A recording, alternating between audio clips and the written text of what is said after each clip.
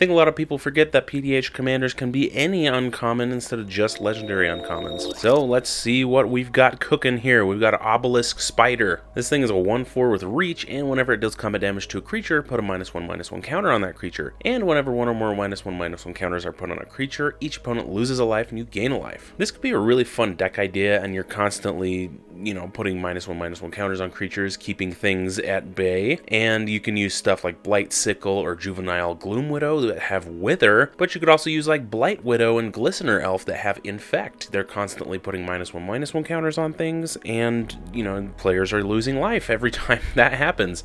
So I just think that's kind of a neat idea that could, I don't know, that could really be annoying. Keep your opponents at bay at the same time as making them lose life. I think that's pretty fun. And it's each opponent too, so that makes it even better. Next is a Sonorous Howlbinder. This thing is a 2/2 with Menace, and each creature you control with Menace can't be blocked except by 3 or more creatures. So what are we going to do? We're going to shove this deck full of things that have Menace, and then they can't be blocked except by 3 more creatures, like Deputized Protester and Gluttonous Slug. Each of these is pretty good in their own right. Deputized Protester has melee as well, so it can get bigger if you attack multiple opponents. And Gluttonous Slug, of course, evolves every time something bigger comes out. And then you got stuff like Kenra Scrapper and Stronghold Confessor that have their extra little things going on. I don't know, there's lots of ideas here that I think could be very fun.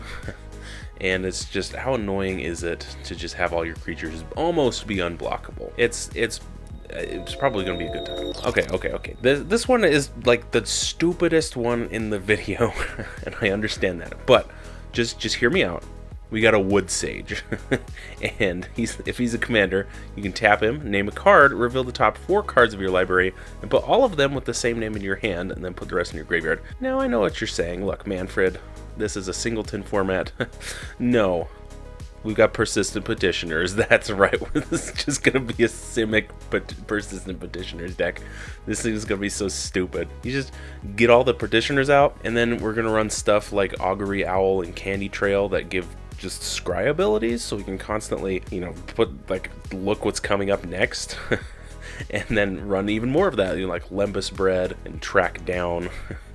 Just manipulate the crap out of the deck and get all the Persistent Petitioners we can, and then just annoy the crap out of everybody. And I just think that's hilarious. Okay, the next one's really cool and just awesome art. Jasmine Boreal of the 7. She taps for green-white, but you can only spend that mana to cast vanilla creatures with no abilities, which doesn't sound that good until you look at her second ability, and creatures you control with no abilities can't be blocked by creatures with abilities. It makes all your vanilla creatures unblockable, so even though they don't do anything, they're just unblockable with her out. And you got access to hexproof and indestructible stuff in green and white. So we're gonna run stuff like Ancient Brontodon or Vorst Claw that are just big chonky creatures, and your commander helps cast them. And then we got like Garruk's Gorehorn and Prizefight Constructor, which are pretty aggressive creatures with a high power. And you're just swinging in with lots of stuff. And I don't know. I have a soft spot for vanilla creatures. I just think they're just a great part of the game. I'm kind of sad they're phasing out, but anyway, I think it's fun, and she's a really cool commander. All right, lastly for this video, we've got Souls of the Faultless. This one's, I think, just under the radar. I mean, it's got Defender, it's a 0/4, and when it's dealt combat damage, you gain that much life, and then an attacking player loses that much life. Now, look, it's not that great, but if we're running stuff like Echo Circlet and Valor Made Real, making this be able to block multiple creatures, and then run stuff like Adamant Will and Armor of Shadows, making it indestructible at the same time, so we're just making it block a bunch of creatures, and then our opponents are just going to lose that much life. So I don't know, I think that's kind of a fun idea. Maybe it's a little too one-track mind, but I think it's a really fun kind of pillow fort idea that kind of punishes people for attacking you. And then of course, again, you've got white, so you got some